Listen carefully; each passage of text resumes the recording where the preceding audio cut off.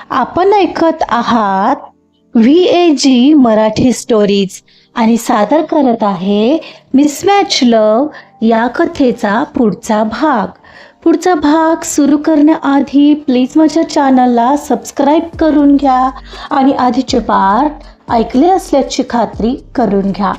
चला सुरुवात करतीये मिसमॅच लव्ह भाग 12. पण ते तर खरंच बोलत होते. हो, पण तुला चांगलेच झोंबलेलं दिसतंय. इगो हर्ट झाला असेल नाही तुझा, पण मान्य कुठल्या तोंडाने करणार आहे ना. गार्गी त्याला असं तिरकस बोलली. हे मूर्ख मुली, कुठल्या गैरसमजात आहेस? त्यांनी जे केलं ती फक्त औपचारिकता होती, समजलं? आणि तो परफ्यूम यूज न करून तू खूप मोठी चूक केली आहेस गार्गी. तुला काय वाटतं, तू जिंकली आहेस? तुला कल्पना आहे का, तो लिमिटेड एडिशन सेंट होता. तो वापरला असतास तर तुझी एक वेगळी व्हॅल्यू दिसली असती. पण नाही, तुला ब्रँड आणि क्लास कधी कळणारच नाही. गाढवाला गुळाची चव काय म्हणा. त्याच्या या अपमानकारक शब्दांनी गार्गीच्या डोळ्यात पाणी तरळलं. पण यावेळी ती गप्प बसली नाही. तिचा स्वाभिमान दुखावला गेला होता. तिने डोळ्यातलं पाणी तिथेच अडवलं आणि त्याच्या नजरेला नजर भिडवत ती म्हणाली, बरोबर आहे तुमचं मिस्टर कार्तिक.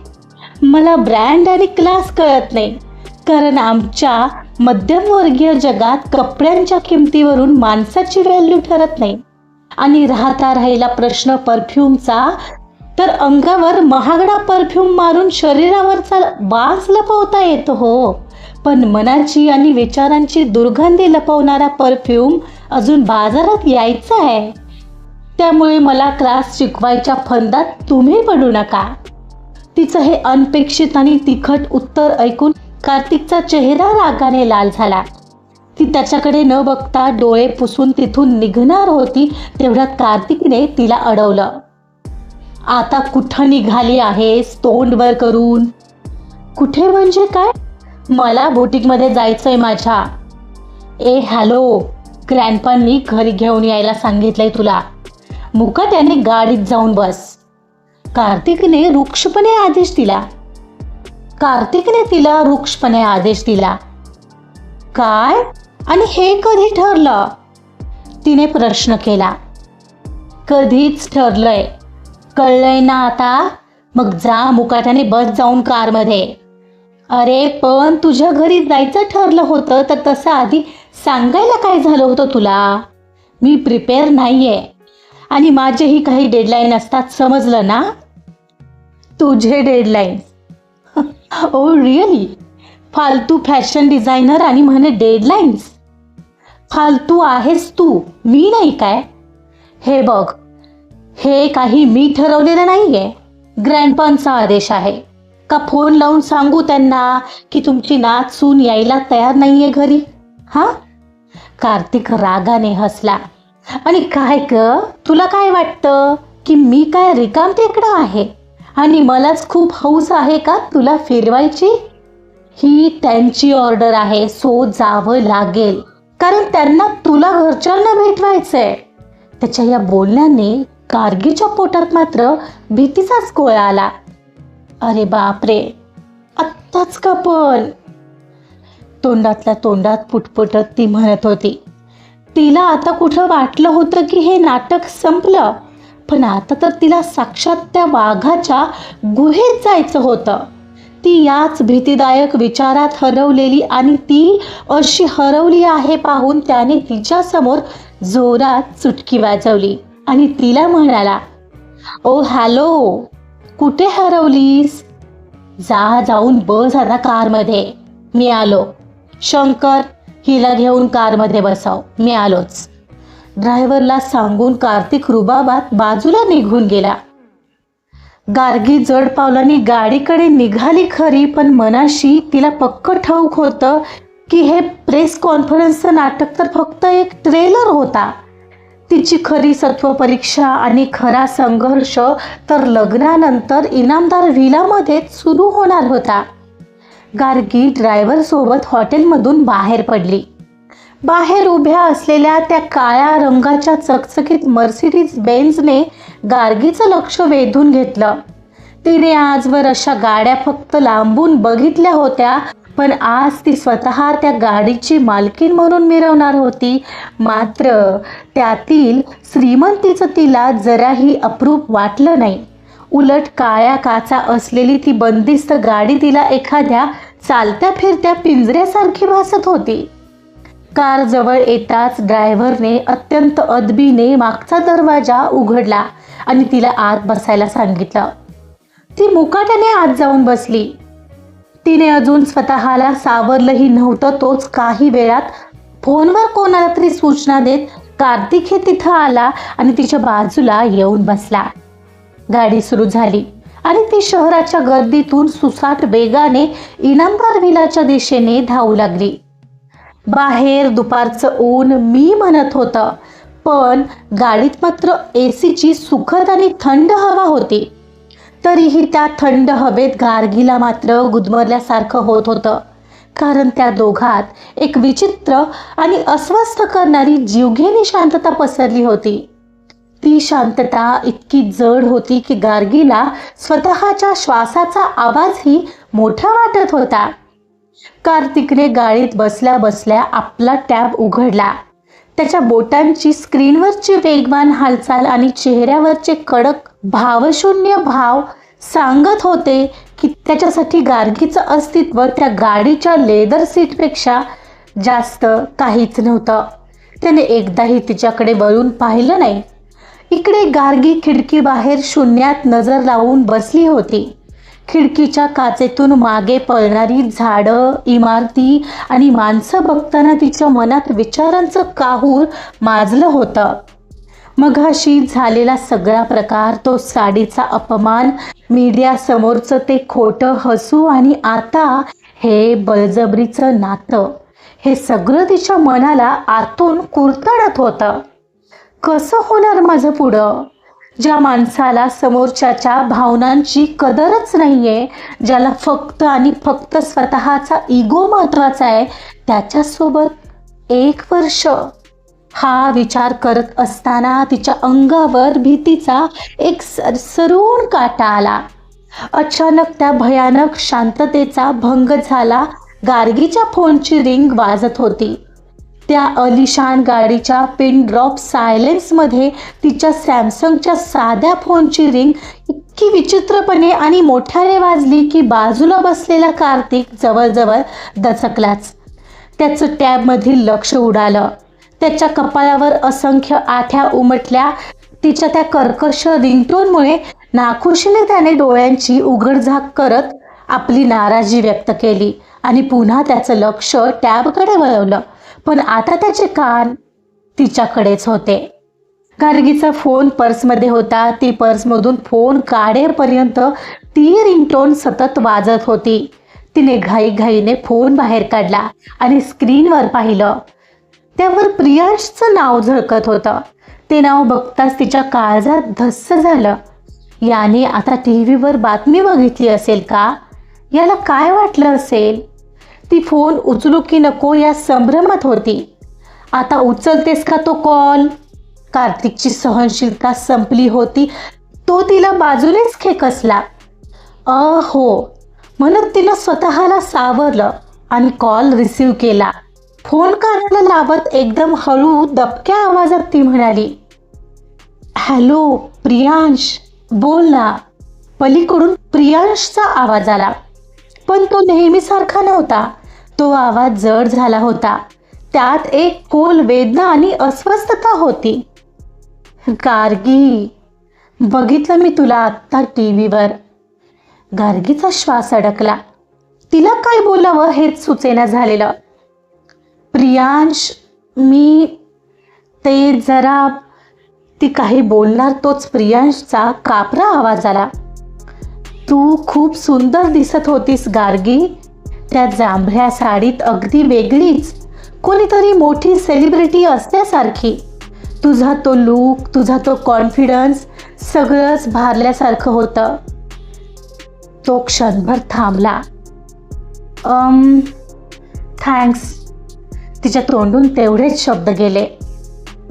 पण तुला असं दुसऱ्या कोणासोबत बघून माझ्या पोटात गोळा आला गार्गी.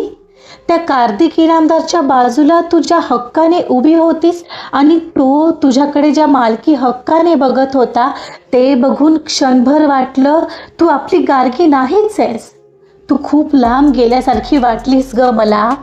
त्याच्या आवाजातली ही असुरक्षितता गार्गीच्या मनाला आरपार चिरत गेली. तिला जाणवलं की तिचा प्रियांश किती घाबरलाय. तिचे डोळे भरून आले. बाजूला कार्तिक बसलाय याचं भान ठेवून ती त्याला समजावण्याचा केविलवाना प्रयत्न करू लागली. प्रियांश, असं का बोलतोयस? तुला माहिती आहे ना हे फक्त नाटक आहे. मी मनाने शरीराने फक्त तुझीच असणार आहे. हे सगळं खोटं आहे रे. तू प्लीज असा विचार नको करू. माहिती आहे गार्गी, पण त्या कार्तिकचा रुबाब, त्याची श्रीमंती, त्यासमोर मी खूपच सामान्य आहे ग. मला खरंच आज खूप भीती वाटते. त्या राजवाड्यात गेल्यावर तुला त्या झगमगाटाची सवय झाली तर तू मला विसरणार तर नाहीस ना? प्रियांशचा आवाज रडवेला झाला होता. गार्गीला आता रडू कोसळते की काय असं झालेलं. ती बोलताना अडखळली. कधीच नाही प्रियांश. हे सगळं मी फक्त आणि फक्त आपल्या भविष्यासाठी करते. माझं प्रेम विकलं जाईल इतकं स्वस्त नाही आहे. बरं ऐक ना, आता मी नाही बोलू शकत आहे. मी तुला नंतर कॉल करते. हो ठीक आहे.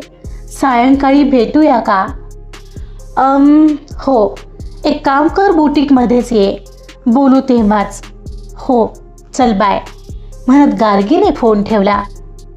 एवढ्यात धाडकन बाजूलात बसलेल्या कार्तिकने हातातील टॅब जोरात बंद केला.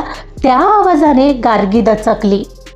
तिने वळून पाहिलं तर कार्तिकचे डोळे आता रागाने लाल झाले होते आणि तो तिलाच पाहत होता. त्याच्या नजरेत मघाची शांतता नव्हती तर एक वेगळा जाळ होता. कोण होता हा?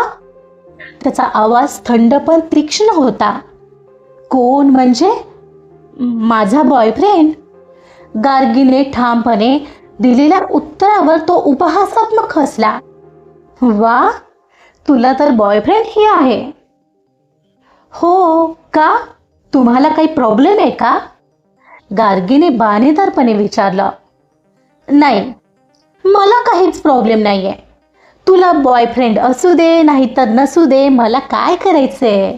पण एका गोष्टीचा मला प्रॉब्लेम आहे. आणि तो कशाचा?